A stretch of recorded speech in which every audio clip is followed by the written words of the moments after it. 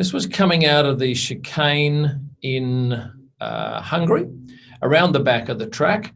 And I quite love the whole Hungary track. It's nice because we don't have too much wire there. As you can see on the other side of the track, there's just fence. So I'm standing with nothing in front of me except some Armco below me. And Lance has come around the corner. He's got a bit messy, ended up doing a full 360 turn. And the beauty of this shot here is the fact that I was shooting at a very low shutter speed. It was about a 20th or a 30th of a second. And with that, you have to pan with the car, and hopefully you pan at exactly the same speed as the car, and then you get the car in shot, in focus. Well, I focused on his helmet. I got probably 3 shots that were sharp, and this being the best of them. And I think this is probably only about 5 meters from me in actual distance. And as I said before, there's nothing between me and the car. So it's a hairy experience. I was lucky that I managed to get 1 sharp shot here of him looking straight at me and the car's going at speed. I do actually have a button on my camera where I can press and it takes it back to a very safe setting where I'll get something sharp, but maybe not very arty. But I wasn't quick enough to press that button, so I just had to keep my finger on the shutter and just hope I'm panning at exactly the right speed as Lance was going. And I was for this frame.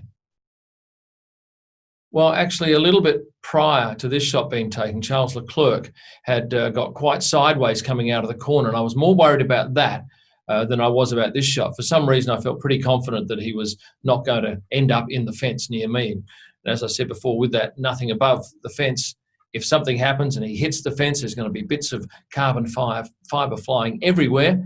And I imagine, and thankfully I've never felt it, but I imagine that's going to cause some sort of pain, if not death.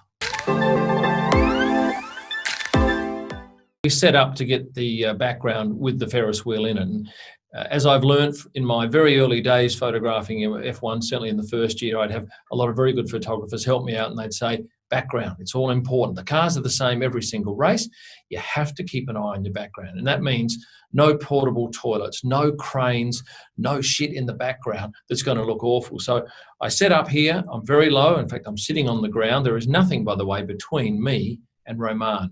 So if he happens to do a hard right-hand turn, as you can see, I'm in a bit of strife, but there's only a bit of my body that's actually visible. Half of it's shielded by the end of the Armco coming into pit straight. So I sat there for probably 20 minutes and you just shoot car after car, and then bang, Roman comes in, he locks up the brakes, gets it all messy, which looks great, and of course got that dark sky as well. Actually, when I showed it to Roman, he was quite impressed. He said it was the best pick he'd seen of him this year, which was a nice accolade, I thought, and he ended up running it on his social media page, and yeah, I quite like the picture as well. There are so many different shots that you can get with that tunnel, and I think it's the only tunnel we go through. They go underneath the bridge in SUZUKA, which gives you a bit of light and dark, but certainly this is great where you get that black behind the car. And once again, it all gets back to the background. The background here with the line of lights that runs through the shots is quite nice. You get that bright section in the middle of the shot on the wall. Now that's actually the ocean being reflected back against that wall and back at me. Now I'm actually lying on the ground here, shooting through the bottom rung of the Armco. So it's about probably 8 centimetre gap. My lens has to be pressed pretty much right up against that metal of the Armco. And then your car's coming out of the tunnel, so it comes into light with darkness behind. Now the trick is, ideally, we would be panning with the car, so you could use a shutter speed of, say, a 320th of a second and show some motion. But because you really can't move your camera because it's so close to the Armco, you have to shoot at a much higher a shutter speed. So that's probably about 1,000th of a second in order to freeze the car. And this was the best shot that I took of all of the cars that come out. And I got probably 2/3 of them because this is in a practice session and not all cars are out for the 20 minutes that I decided to stay in that spot. So yeah, I like this. And also it's got the red Niki Lauda halo on the front, which makes it a little more unusual than most shots. I love it. I think it's the best track. And everyone asks me, what's your favorite track to shoot? This one by far. There are so many different shots. And as you said, it is a short track. So we can get to the far end of the track in maybe 12, 15-minute walk. Whereas if you go to somewhere like Baku in Azerbaijan, my gosh, that's probably 20 sometimes 25 minutes to get from one end of the track to the other. And with this, of course, you get beautiful backgrounds of the boats. You get the ability to perhaps snap the driver a bit more because they have to come from a hospitality area, well, essentially the paddock, to the garages. It's quite a long walk. It's in the order of 250 odd metres, and sometimes even longer if you're down the far end. So we get to see these drivers out of their hideaway spots for sometimes 4 or 5 minutes, and that's very unusual. This is dusk in Abu Dhabi. The car is coming out of the pit lane. It goes down and then turns left and goes underneath the track. So there's about 5 or 6 photographers standing at the bottom of that exit. Now, the thing is that you can't get this picture during a race or during the 4 days of the event because there is a wire that runs, well, there's a few wires that run the whole length of the pit lane. That carries a camera that goes backwards and forwards. So they take that down straight after the race. This is post-season testing, so that wire is not running through the shot. That makes it far better. And of course, this is a true Cresta shot because you can see underneath the car with a lovely background. So this was the best of the shots that I took of the cars coming out. The other thing to remember, it's only available in the last 30 minutes, perhaps 40 minutes of the day. And then of course, because there's only 10 cars on the track, not all of them come out. So it might be in that 30 minutes, no car comes out of the pits, in which case you've wasted half an hour. But luckily this one came out, a couple of others, but this was my best shot. And you don't get that much warning because you've got to sit and listen, and you can't see the cars obviously until they come right up to that crest. So you've got to have your audible sensors working overtime. Yeah, I am. I really love shooting Nico Hülkenberg, so I'm of two minds. I would have loved Nico to continue, but I know Esteban a little bit, and a lovely fella to talk to. In fact, they're all pretty genuine to talk to when you get a chance to have a chat. Not often you'd ever get a chat with Lewis because he just doesn't tend to hang around anywhere. Most of the other guys, if you sit and stand and talk to them, yeah, they're more than friendly. This was unusual because this was my very first race that I'd ever shot. And to be perfectly honest, I was pretty much clueless, as everybody is when they go to their first F1 event. But the thing is, I'd never shot motorsport before. So I've come straight into the deep end. And I saw a Herald Sun photographer from one of the local newspapers. And he had this similar shot. And he was having the thing printed, I think, in the Canon service area. And I said, "How'd you get that shot?" And he said, "Well," and this is pretty much exactly what he said, "Turn 6, first couple of laps, because the cars have to be heavy. Only the Red Bulls and the Racing Point, or Force India back then, are the ones that do it. You need to be very aware that they only do it for those first 2 laps. You've got to shoot through the wire and a 60th of a second." So I took that information. I went out there during this practice session, and exactly what he described happened, and I managed to do exactly what he said, and I get probably 2 or 3 frames that were good, but this one was by far the best. And I remember going to the next race in China. I took some business cards which featured this photo on it, and I gave it to Max's press officer as Max and his press officer were walking back to the hospitality suite. And about an hour later, I get this message, "Oh, Max really likes the photo. Can he get a copy of that picture?" And I said, "Yep, he can have a copy as long as he's happy to sign one for me." "Yep, no problem at all." So in Bahrain, I took 2 copies, one for Max, one for me, got mine signed. And I always ask a driver to put a little note on there. I remember he said something like, "I have no idea what's happening here." And he's got this, I believe, in his apartment in Monaco on the wall. I like the light. There was a shaft of light, and I think it may have even been a reflection off a window that allowed for some lovely rim lighting here. And as you can see, his face and his, as I see it, his left shoulder, in fact, both shoulders beautifully lit, and his left arm. And this was the best of all the pics that I took. A number of other drivers walked through that particular shaft of light, but I thought this one held the most drama for me. And that's what I tend to look for. Some sort of interest, not just a driver walking down the paddock, but I think this was the day that Alex had an incident in qualifying, and he was out early, and hence I got him out the back in the media TV pen waiting to be interviewed. This was his last day as a Sauber driver, end of the race. He'd done his media down at the media pen, and he was walking back through the paddock. I don't think there were any other photographers around. And I pretty much followed him for maybe 100 metres, just waiting for the right moment. He's taking off his race suit. He's looking a little bit pensive. And what I really love about this, and you'll see this obviously, is that blue sky around. Now, this is taken at night, and yet there's this lovely blue hue in the background. So to me, it just had a little element of drama to it, a little bit of a melancholy feel. It's one of my favourites. Yeah, he's very popular. He, Lando, Daniel, Seb are probably my top four. And look, he's a great-looking kid. And look, if you say hello to him, he looks at the lens, and I know him a little bit enough to get his attention. That's always good, because you really want that connection with the lens. And I often get it from Charles, but then other times I'm happy for him not to look at me. Like here, you don't want always happy, smiley, thumbs up photos. You want to capture the moment. And luckily, I've been around when I've got some great moments of him reacting naturally. You just mentioned Charles. This is my Charles book, and this particular photo I also love because it looks like he's having a little nod off at pre-race, but he's not. He's actually just sitting there concentrating. So these are available, all photo books for every single driver at kymillman.com. And if you have a favourite driver, you will love these photo books. I'll sign. If anyone's in Australia and they order a Daniel book, I've got stock in Perth. I'll hand sign those for you. This was a great moment at the end of the season last year. They were doing their team photo shoot in the pit lane. It must have been on the Thursday, I think.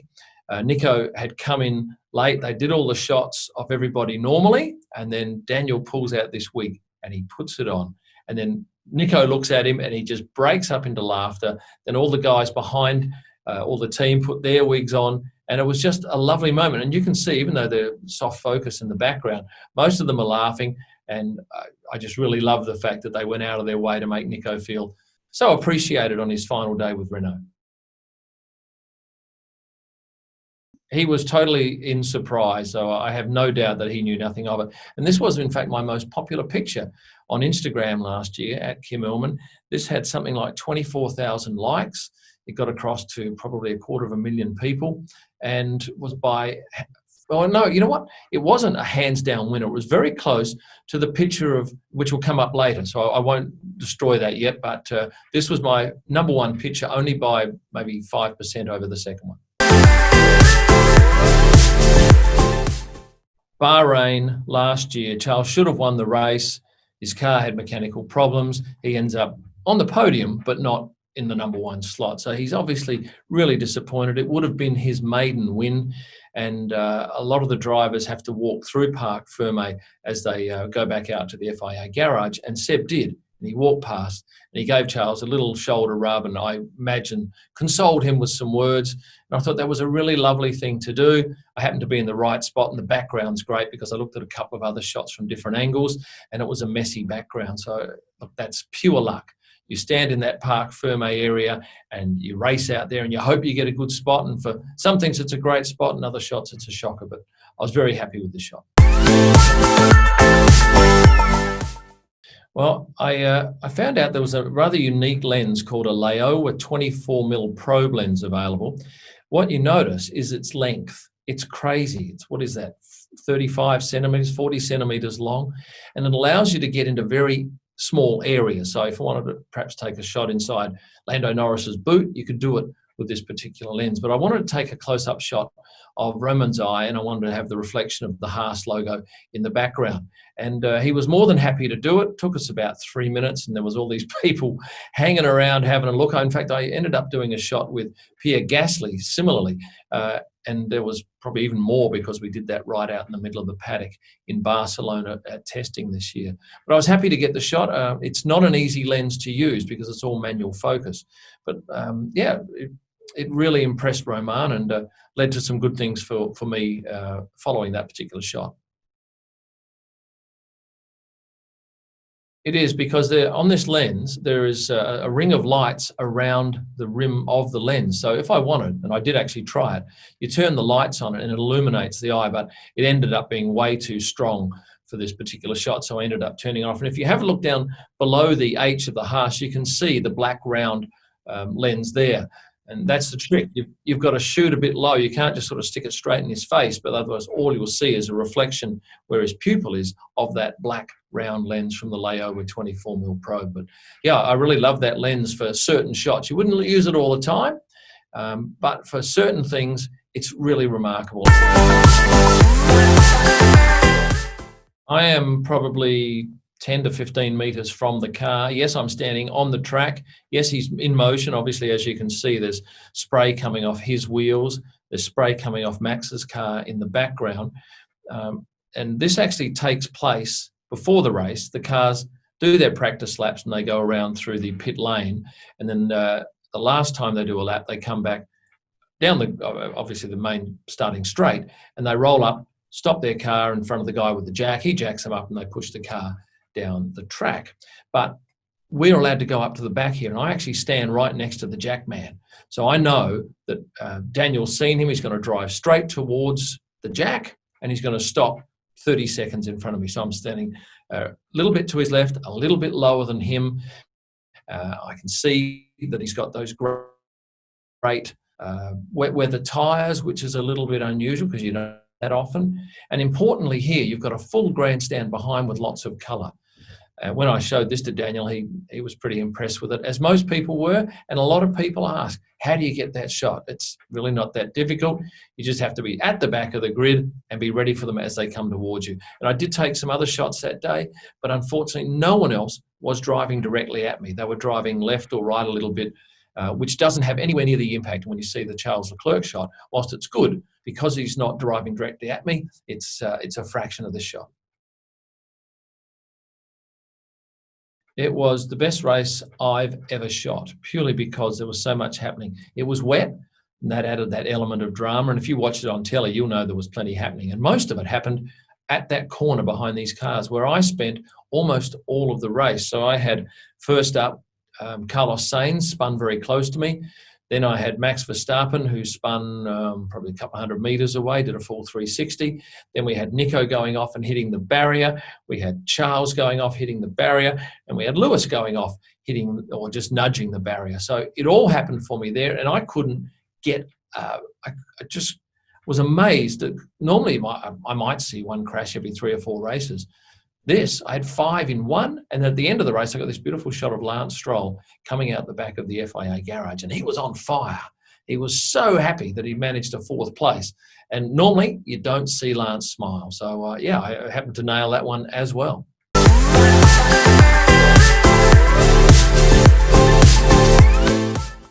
He's hugging his trainer, Martin Poole, and I'd had a chat with him the day prior or in the morning, and he was, because I know Nico a little bit to shoot, and he's always really fun with me and does some funny faces, and you get to that stage by just having a relationship and talking throughout the season. So I knew it would be a special day. While all the other photographers are out the front shooting the winners, I wasn't interested. I wanted to get the emotional stuff of Nico coming out with his last race. So he hugged Martin, he hugged his trainer, he hugged his press officer. And then I'm thinking, where's his girlfriend? Because earlier in the day, him and Eglay walked down, or he and Eglay walked down the pit lane near each other, but I didn't see them together. I've certainly never got a shot of them having a kiss. And this was the moment about, probably 2 or 3 minutes after the last shot. I saw her coming. I saw him walking to do his media pen interview. It was in an area that was quite quiet, no one else around, and there was only probably 4 of us there. And I thought, wow, this is going to set up. And it did. It set up beautifully. I got these lovely shots of the two of them having a kiss. And this was my second most popular photo for last year. So, yeah, I was pretty happy to be in that spot. And I'm glad I invested the time to get those shots at the expense of getting the winner's shots out the front. And that's the feedback I get. Like I started getting excited about Instagram 5 races before the end of the season before last, and I had 1,800 followers, and I really didn't like the medium whatsoever. And I thought, I'll give it a crack. Well, that went from 1,800 to 80,000. Went from 1,800 to 8,000 by the end of that year, and then it went from 8,000 to 80,000 this year. Now it's gone up to 106,000. So it shows that is an audience that wants to see more than just car pics. And look, I'm not your best car photographer in the world, I promise you that. You don't have to look too hard to find that out. So I tend to do the stuff that I think I'm strongest in, and that's looking for moments that need to be captured. No clue. We've not been told when we're invited. As I said before, only 15 or 20 are allowed at these closed races. And if they have 8 of them, who knows what the other races are going to be like. Look, I just can't see us having big crowds anytime soon. But look, the moment we get a nod, I'm there.